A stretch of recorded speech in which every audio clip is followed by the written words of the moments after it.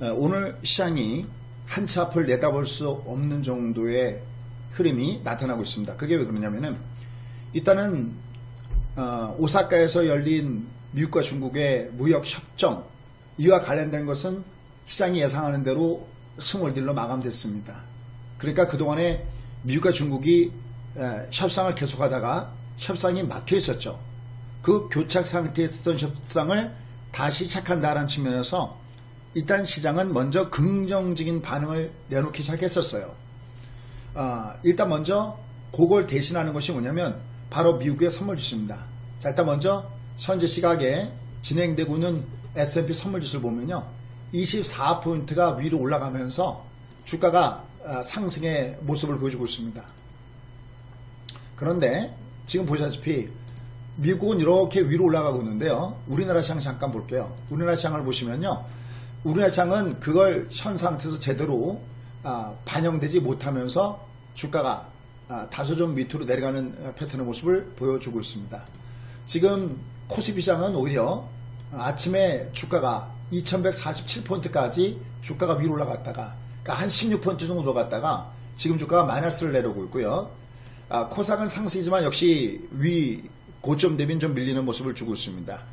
자, 이제 이러한 부분들에 일단은 주가가 좀 비교적 큰 폭으로 하락하고 있는 종목이 있는데요.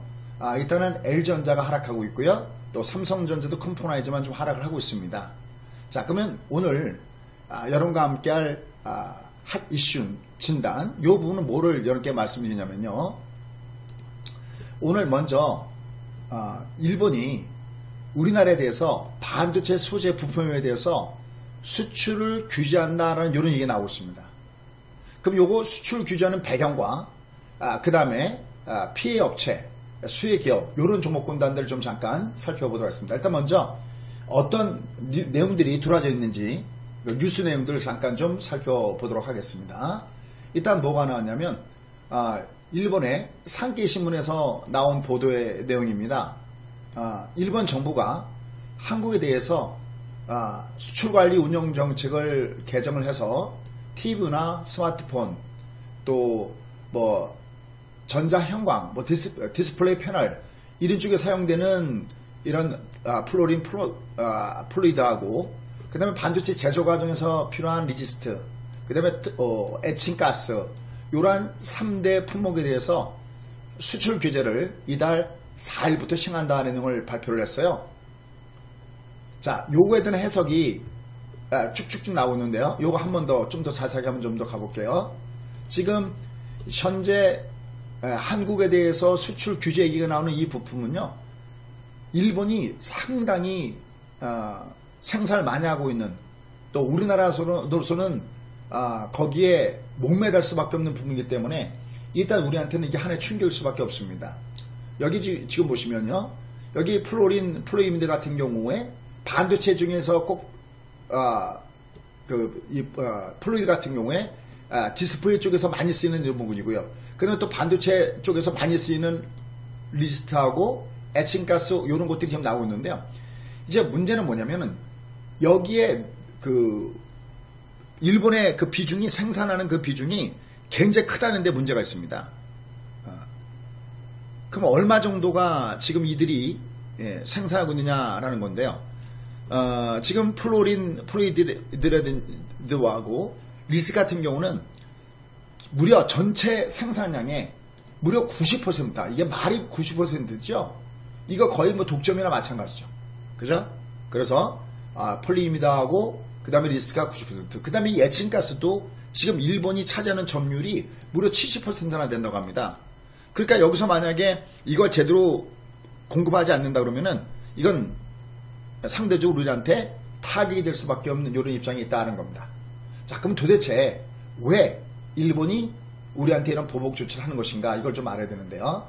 여기 지금 크게 두 가지가 있습니다. 일단 먼저 산케이에서 내놓는 그 내용을 보면은 요게 바로 여기 징용 문제, 그러니까 이제 개인 보상 문제죠. 우리나라 대법원에서 일제 강제 징용 배상에 대한 그 판결에 대해서 일단은 뭐 배상의 의무가 있다 이렇게 판결한 거 아니겠습니까? 그런데 이제 여기에 대해서 정부 차원에서 아무런 것도 하지 않았다는 것이 지금 일본의 그 생각인 것 같습니다. 그래서 여기다 보복 조치를 내놓고 있다는 것이 이 산케이의 이 내용입니다. 근데 사실 이거 말고도 또 있습니다. 이거 말고도 또 있는 게 뭐냐면요. 요거 한번 보세요. 요거 한번 보시면요. 아마 기억나실 겁니다. 지난번에 광개토 대항함에서 소위 레이저 이 빔과 관련돼서 상당히 한동안 거의 뉴스가 한 일주일 동안 갔나요? 일주일 동안인가 아마 갔을 겁니다. 일주일 동안인가 갔을 텐데요. 우리나라 광개토 대항함하고 그 다음에 일본의 해상 자위대 P1 초계 기간에 벌어진 레이더 사건 관련돼서 굉장히 막 서로 주거니 받거니면서 아주 서로가 굉장히 이게 뭐 사실 어떻게 보면은 미국이 추진하고 있는 미국과 일본과 우리나라, 그 다음에 미국, 러시아, 북한 이런 어떻게 보면은 소위 각각 국가 안보를 위해서 동맹을 맺은 이 심 자체가 이거 자체가 굉장히 무산될 정도로 위험한 지경까지 갔었는데 이때도 굉장히 우리가 일본하고 감정골이 굉장히 깊어졌습니다. 일본에서 주장한 것은 뭐냐면 광개토함에서 직접적으로 자위대 초계기에다가 레이저 조준을 했다라는 얘기를 했었습니다. 근데 이게 두 가지가 있어요. 하나는 뭐냐면 레이더상에서 레이더 전파가 탐지가 된 것이 있고요. 하나는 레이더 조준을 거는 게 있거든요. 그런데 쉽게 해서 레이더 전자가 탐지된 거는 그냥 레이더 수색 전파가 그냥 기체를 뚫고 지나가는 상황에서 나타나는 겁니다. 그러니까 이럴 때는 잠시만 울리는 거죠. 이게 레이더가 조준됐고 해서 잠시만 울리는 거고, 아예 미사일 조준을 완료하고 발사 직전까지 간 이 전파는 굉장히 날카로운 음이 지속적으로 울리게 됩니다. 근데 일본은 계속해서 이 뒤에 걸 굉장히 주장하고 있었죠. 하여튼 어쨌든 이것 때문에도 또 감정이 골이 깊었었는데, 일단 어쨌든 지금 굉장히 나오고 있는 것은 바로 우리나라와 일본과 우리나라 간에 맺은 한일 협정. 이미 여기서 일본은 다 배상했다는 거고요. 그 다음에 대법원에서는 그거는 개인 간의 배상을 안 했기 때문에 배상을 의무화했다 해서 굉장히 시끄럽습니다. 요거 간단히 내용도 잠깐 보시면요. 요 내용인데요. 1965년에 한일 협정이라는 것은 이미 여러분들 아시다시피 우리가 45년대 독립을 했지 않습니까? 근데 이제 한일 간의 국교 정상화를 위해서 1965년도에 우리나라하고 일본하고 일본 강점기 이후에 재차 수교를 맺고자 했던 것이 바로 이 협정입니다. 근데 여기 보면요. 무상 3억, 그 다음에 여기 차관 2억 이렇게 써 있죠. 그런데 이제 이걸 놓고 우리나라와 일본과 우리나라의 의견이 정면으로 충돌하고 있습니다. 이거 여러분들 아시다시피 박정희 대통령 시절에 있었던 내용이잖아요. 이걸 가지고 지금 대법원에서 민간 소송에 대한 거는 이건 끝난 게 아니다. 징용 관련돼서는 청구의 문제가 남아있다. 이게 소위 포괄 보상에 대한 문제입니다. 그러니까 이미 저 안에 다 포함되어 있다는 얘기고, 그 다음에 대법원에게는 그렇지 않다라고 판결내는 겁니다. 그럼 이제 여기에 대해서 일본 정부에서 계속해서 바랬던 것은 뭐냐면 우리가 정부 차원에서 저걸 어떻게 해결해 주기를 바랬던 거죠. 그런데 지금 우리의 입장은 이건 민간 소송에 대한 문제는 이게 나라에서 이게 관여할 문제가 아니다. 그래서 이걸 놔뒀던 건데 이제 여기에 대해서 일본이 드디어 보복을 하기 시작했다라고 보시면 될 것 같습니다. 이게 아주 굉장히 좀 이게 지금 또 이게 어느 방향으로 흘러갈지 또 두고 봐야겠는데요. 그러니까 이 문제가 이제 오래된 문제로서 남아있는 거고요. 그 다음에 이 앞에도 앞서 얘기했던 대로 이 초계기 저공 비행 관련돼서 여러 가지 시끄러운 문제가 있고, 이로 인해서 지금 현재 굉장히 큰 타격을 받고 있습니다. 자, 그럼 이제 여기에 직접적으로 거론되는 업체는 누구냐, 피해 업체는 어디고 수혜 업체는 어디냐라고 얘기가 나오는 건데요. 이거 잠깐 볼게요. 주요제 피해 업체로서는 역시 반도체 그러면 떠오르는 것이 여기 삼성전자잖아요. 그죠? 그래서 삼성전자나 SK하이닉스 이런 업체가 거론되고 있고, 그 다음에 역시 앞서 얘기했던 대로 이 디스플레이 쪽에 또 필수 소재 이 세 가지 부분에 대해서 이게 조치가 나오는데 오늘 LG전자 좀 많이 빠지고 있는데 이런 업체들이 거론되면서 주가가 좀 하락 사이클을 보이고 있습니다. 반면에 주요 수혜 기업으로는 어디가 꼽히고 있느냐 했을 때는 지금 이렇게 세 가지 섹터, 원래도 폴리이드미드 섹터하고요. 그다음 아까 레지스트 얘기했죠. 반도체 쪽에 레지스트하고 에칭가스하고 이게 주요 수혜 업체 쪽으로 손꼽히고 있습니다. 자, 근데 이걸 그냥 들어갈 수는 없잖아요. 도대체 어떠한 모습을 보여주는지 종목을 하나씩 좀 우리가 살펴보면서 이게 의미가 있는 얘기인지 아닌지 좀 한번 보도록 하겠습니다. 그리고 주가 패턴의 모습을 조금씩 살펴봐야 될 걸로 보고 있으니까요. 자, 볼게요. 먼저 SKC 코롬피아에 잠깐 볼게요. 지금 주가의 패턴의 모양을 보시면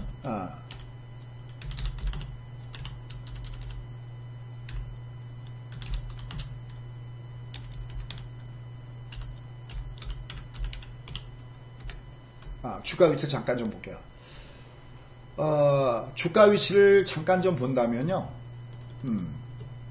얘는 아직까지는 뭐 기조 모습이 상승 기조로 돌아선 건 아니고요. 주가 위치로 봤을 때. 다만 일봉상에서의 모습을 보면요. 일봉은 지금 주가가 많이 빠져내려간 것은 사실이네요. 그죠? 그죠? 주가 많이 빠져내갔죠. 그리고 일단 아침에 주가가 지금도 올라가다 밀렸는데 한 3%라면은 요게 수요중으로 꼽히는 종목 같긴 합니다. 다만 여기 이제 올라갈 때 지금 현재 보셔야 될 것이 뭐냐면은 배열이 역배열되어 있는 모습을 주고 있기 때문에 위로 올라갔을 때는 어디가 매물권대로 작용할 가능성이 뭐냐면 저 위에 240선이 매물권대로 작용할 가능성이 없다는 쪽에서 보셔야 되겠고요.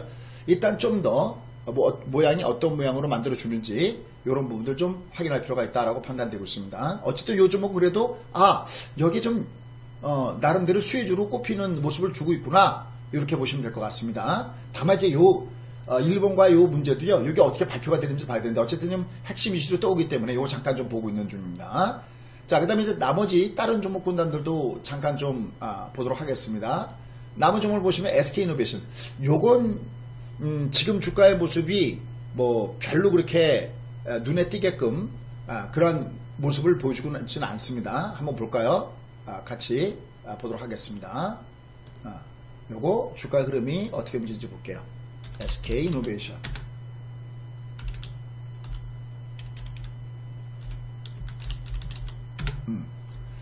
얘는 뭐 그렇게 이건 그냥 많이 빠져도 이 정도 뜨는 부분이니까요. 그리고 배열이 워낙 역배열이기 때문에 얘는 뭐 만약에 올라간다 해도 이 배열의 폭이 크기 때문에 여기가 좀 저항이고요. 대신에 이 종목도 워낙 많이 빠졌다는 측면에서 저점의 매수가 좀 형성될 수 있다라는 정도가 되고 있습니다. 좀 아침에 뜨려면 좀 강하게 떴어야 되는데요. 자, 다음에 이제 동진 세미캠 볼게요. 근데 요즘은 아침에 쇼가 굉장히 좀 강하게 떴습니다. 한번 볼게요. 동진 세미캠. 요건 한번 보시죠. 요건 좀 강하게 떴죠. 요건 좀 의미있게 받아들이는 것 같죠, 시장이. 어떠세요? 그죠, 요건? 다만 이제 얘가 올라갈 때 이런 것들은 이제 직전 고점대 영역선 좀 부딪히니까요. 모양을 좀 본다면 요 종목은 조정 줄 때 관심 좀 볼만합니다. 그래서 지금 요 종목은 좀 제법, 거기에 영향권을 받는 종목으로서 시장이 받아들이는 것 같습니다. 일단 시장의 반응이 중요한 거기 때문에, 우리 마음대로 하는 것이 아니기 때문에요. 요 종목은 좀 주가가 밑으로 좀 올라갈 때 쫓아가서 베팅하면 안 됩니다. 이런 재료로. 대신에 저렇게 올라가다가 밑으로 조정받을 때는 그럼 저런 종목 군단들은 나름 의미가 있구나 이렇게 받아주시면 되겠습니다. 그 다음에 여기 ENF 보도록 하겠습니다. ENF 보겠습니다. 자, 이건 지금 이렇게 올라갔다가 이렇게 밀리고 있고 마이너스가 하잖아. 그럼 이건 아닌 거죠. 다 이런 것들은요. 요 밑에 들어갈 때는요. 이게 22외봉이기 때문에 여기 120 근처에서 요건 저점 매수가 있습니다. 그게 아니어도요. 요 종목은 아침에 붕 뜨니까 저건 그냥 두드려 맞더라. 저건 의미가 없는 거죠. 다만 쟤는 120선 정도 들어오면 의미가 있다라고 보시면 되겠습니다. 그 다음에 밑에 에칭가스 쪽에 SK 머티리얼즈, 원인 머티리얼즈 잠깐 좀 보도록 하겠습니다. 얘들도 사실 뭐 지금 주가의 패턴의 모양을 보면 그렇게 뭐 의미있게 움직이진 않는데요. 보겠습니다. 얘도 보시면요. 무슨인지 아시죠? 붕 뜬 건 좋은데요. 간격이 넓으니까 이게 여기 두드려 맞습니다. 대신 이제 요 종목을 보시면요. 거래가 제법 동반하고 있잖아요. 그러니까 이것도 요 종목도 재료로 좀 인식하는 것 같습니다. 아시죠? 무슨 일인지. 대신 요건 밑으로 갈 때는요. 하단에서는 요것도 항상 이렇게 쫓아가면 안 됩니다. 대신 얘는 워낙 많이 고점에서 빠진 데다가 오늘 거래가 동반됐다는 것은 뭐가 반영되려고 한다는 거거든요. 그러니까 이것도 대략 한 보합 정도 내외에서는 요것도 좀 의미는 있겠구나. 이렇게 미리 예비적으로 한번 보실만 합니다. 주가가 약간 고가주 쪽에 속하고요. 거래량도 저 정도면은 나름대로 환급성도 있기 때문에 요 종목도 그럼 나름 의미가 있구나 이렇게 받아들이겠습니다. 그 다음에 워닝 머티리얼즈 요거는 좀 이제 아까 보셨지만 황금성이나 이런 것들도 같이 보시고 거래량도 보시고 좀 보셔야 되는데요. 요것도 뭐 그 부분에서는 괜찮습니다. 근데 역시 종목도 올라가다 밀리죠. 그러니까 별로 그렇게 큰 탄력은 없는 거로 보고 있습니다. 그러니까 지금 시장이 여기에 대한 수혜주다 그래서 막 강하게 뜨는 그런 현상은 나타나고 있지는 않습니다. 아직까지는 그런 현상은 나타나고 있지 않습니다. 그래도 일단 핫 이슈를 미리 좀 알아본다는 차원에서 이런 부분들 좀 준비를 한번 해봤습니다. 자, 오늘은 저희가 자체 제작하는 건 첫 번째 방송 한번 해봤던 분들인데요. 결론적으로 맺어본다면요. 일단 일본의 그 반도체 소재 이쪽에 수출 제한하는 그 배경은 뭐가 있느냐?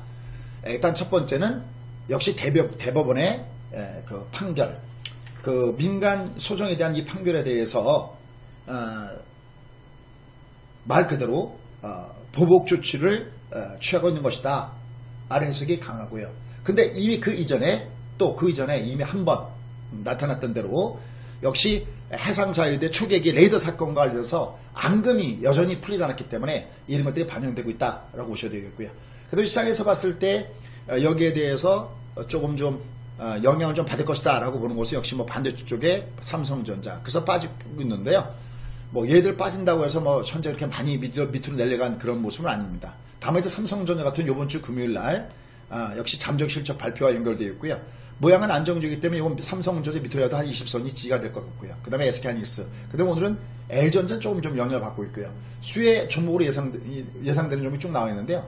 이렇게 되면 이제 자체적으로 국산화 여기에 관련된 이런 내용들이 자주 나오면서 이런 부품 관련된 종목군들은 이번 달에 월초 대비 위로 올라간가 여부를 살펴보는 것이 필요하다라는 거 점검하시면 좋겠습니다.